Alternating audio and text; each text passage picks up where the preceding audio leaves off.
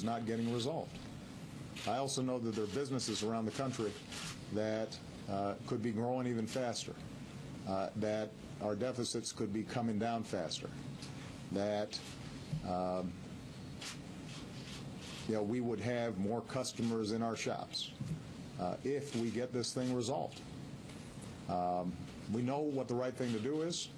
It's a matter of political will. It's not any longer a matter of policy. And I'm going to continue to encourage them to get this done.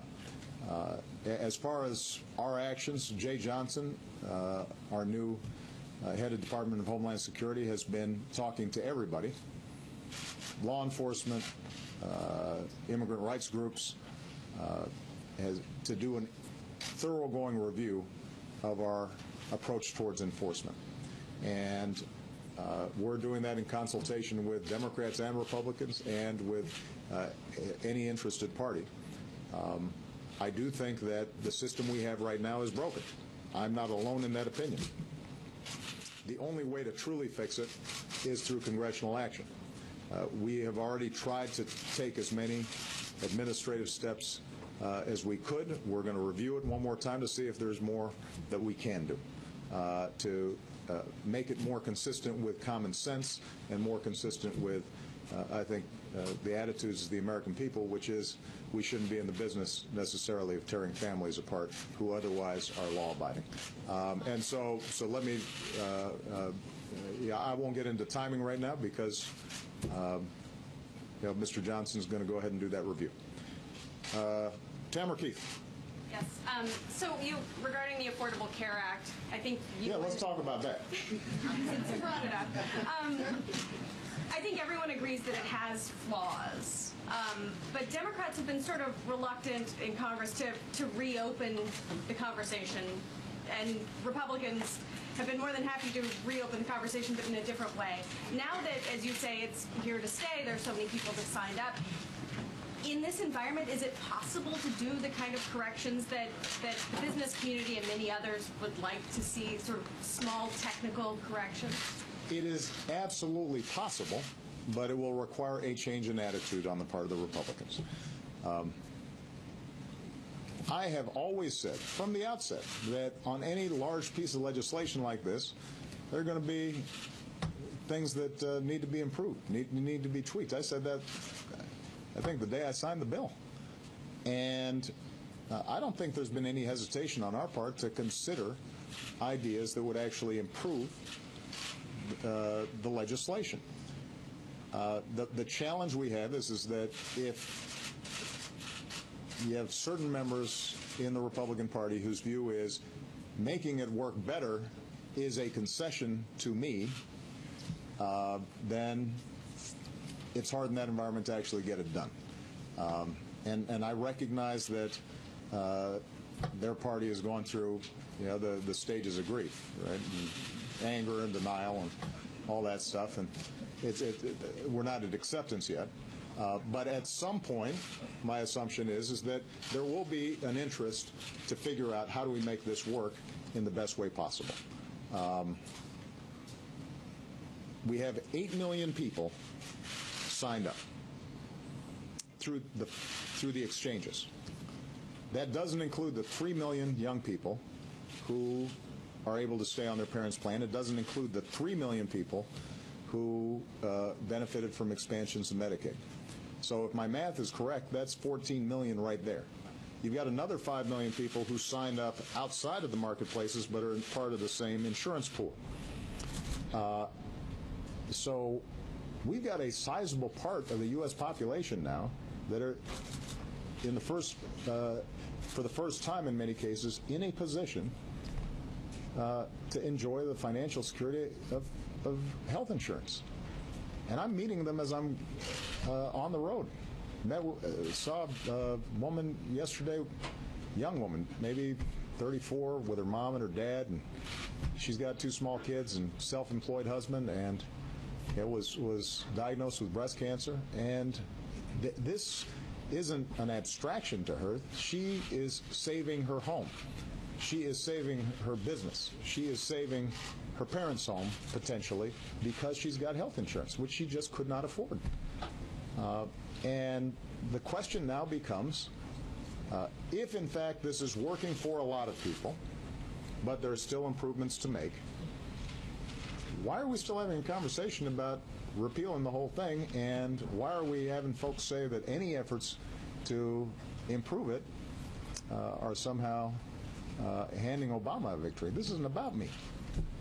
And my hope is that we start moving beyond that. My suspicion is that probably will not happen until after November, because it seems as if this is the primary agenda item in the Republican political platform. But here's what I know. The American people would much rather see us talk about jobs, would rather see us talk about high college costs, would much rather see us discussing how we can rebuild our roads and our bridges and our infrastructure and put people back to work. They'd much rather see us talk about how we boost wages and boost incomes and improve their individual family bottom lines. And if the Republicans want to spend the entire next 6 months or year talking about repealing a bill that provides millions of people health insurance without providing any meaningful alternative, instead of wanting to talk about jobs and the economic situation of families all across the country, that's their prerogative. At some point, I think they'll make the transition. That's my hope anyway. If not, we're just going to keep on doing what we're doing, which is making it work for people all across the country. I'm sorry, I'm going to say one last thing about this, just because this does frustrate me. States that have chosen not to expand Medicaid for no other reason than political spite. You got 5 million people who could be having health insurance right now at no cost to these states. Zero cost to these states, other than ideological reasons. They have chosen not to provide health insurance for their citizens. That's wrong. It should stop. Those folks should be able to get health insurance like everybody else. Isaac, from Politico, where are you? There you are. Thank you, Mr. President. Given all that you were just saying about the Affordable Care Act, do you think it's time for Democrats to start campaigning loudly and positively on the benefits of Obamacare? Will you lead that charge? And on Ukraine, you've said in other situations, Iran, for example, that the military option remains on the table even as talks go on. Is the military option on the table with Russia? And if so, would that be through NATO forces, through lethal aid to Ukraine? Now, keep in mind, I think I've been very clear that military options are not on the table in Ukraine, because this is not a situation that would be amenable to a clear military solution. What we have to do is to create an environment in which irregular forces disarm, that the seizing of buildings cease, that a national dialogue by Ukrainians, not by Russians, not by Americans or anybody else, but by Ukrainians takes place.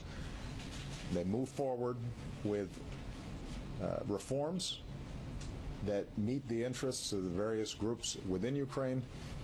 They move forward with elections, and they start getting their economic house in order. That's what's going to solve the problem. And so obviously, Russia right now still has its forces amassed along the Ukrainian-Russian border as a gesture of intimidation.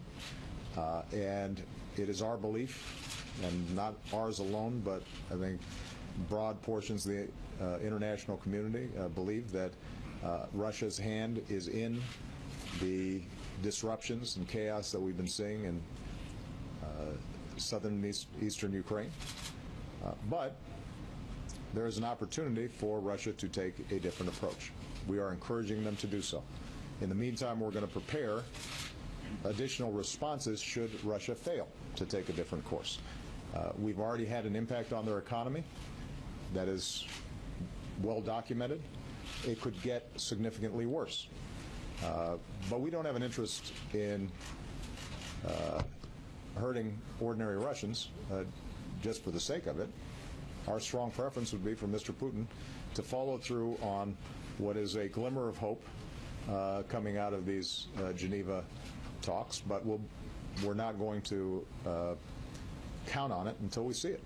And in the meantime, we're going to prepare what our other options are. With respect to the Affordable Care Act, my point is that we've been having a political fight about this for 5 years. We need to move on to something else. That's what the American people are interested in. I think that Democrats should forcefully defend and be proud of the fact that millions of people like the woman I just described, who I saw in Pennsylvania yesterday, were helping because of something we did.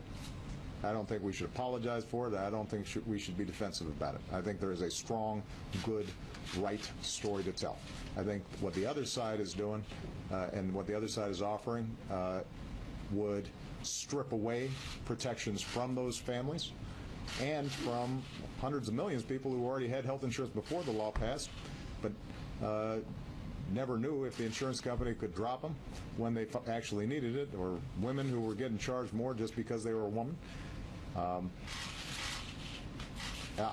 I'm still puzzled why they've made this their sole agenda item when it comes to our politics.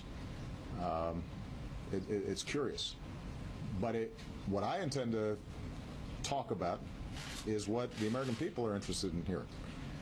Our plans for putting people back to work. Our plans for making sure our economy continues to innovate. Our plans to make sure that, as I discussed yesterday, we're training people for the jobs that are out there right now and making better use of our community colleges and linking them up with businesses, and how we're going to continue to bring manufacturing back the way we have over the last several years, and how we're going to put more money in the pockets of ordinary people. So if Republicans want to spend all their time talking about repealing a law that's working, that's their business. I think what Democrats should do is not be defensive, but we need to move on and focus on the things that are really important to the American people right now. David Jackson. Yes, sir. Thank you. One reason the Republicans talk about is that there are people who object to the law, who said they've had problems with the law, and there are a significant number of opponents of the law. I guess my question is, what makes you think a significant majority of the American people, of voters, will accept this law? Or are we destined to see health care as a 50-50 red state, blue state argument for years to come? I think you're mixing up two things here, David. You said there are people who have seen problems with the law. That's not 50% of the American people. Right? There may have been folks who have been affected in ways that they weren't happy about by the law. That is a far smaller number than the millions of people who've been signed up. That doesn't mean we shouldn't be concerned about it. That's an area where, as I said to Tamara, we should be open to, are there ways that we can make it even better? So that's objective facts and real problems out there. The other side of it is just polling. Right? What's the general opinion of the law, which is attached to general opinions about me or about Democrats and partisanship in the country generally. My view is that the longer we see the law benefiting millions of people, the more we see accusations that the law is hurting millions of people being completely debunked, as some of you in the press have done. And the more the average American who already has health insurance sees that it's actually not affecting them in an adverse way, then it becomes less of a political football, which is where I want it to be. This shouldn't be a political football. This should be something that we take for granted, that in this country you should be able to get affordable health care, regardless of how wealthy you are. Now, the larger issue about whether we can move past the polarization and sort of the bitter political debates between Democrats and Republicans, of which Obamacare is just one small part, that's going to take more time. But it's not for lack of trying on my part. And I think that I speak for all Democrats in saying we would much prefer a constructive conversation with the Republicans about how do we get some stuff done. And let's focus on some areas that the American people really care about. On jobs, we know that infrastructure would put people back to work right now and would improve our economy for the long term. Didn't used to be a partisan issue. Why aren't we coming up with a way to make sure that we're rebuilding our roads and our bridges and improving our air traffic control system? There's no reason that has to be political. There really isn't any ideological disagreement on that. And I guarantee you after this winter, if you look at the potholes that are the size of canyons all across big chunks of the United States, that people would like to see an infrastructure bill. Let's get it done. How long before healthcare ceases to become a political football, you think? Well, you know, I think it's hard to say. It's interesting. I spoke at the LBJ Library the other day, and most of us weren't around to pay real close attention to those debates, or they're pretty distant now in the past. Apparently, it took several years before people realized, hey, Medicare actually works, and it's lifting a lot of seniors out of despair and poverty. So we've been through this cycle before. It happens each and every time we make some strides in terms of strengthening our commitments to each other, and we expand some of these social insurance programs. There's a lot of fear-mongering and a lot of political argument and debate, and a lot of accusations are flung back and forth about socialized medicine and the end of freedom, and then it turns out that it's working for a lot of folks, and we still live in a free market society, and Constitution's intact, and then we move on. And I don't know how long it's going to take, but in the meantime, how about us focusing on some things that the American people really care about? All right? Thank you, everybody. Jews have been receiving leaflets suggesting they should self-identify.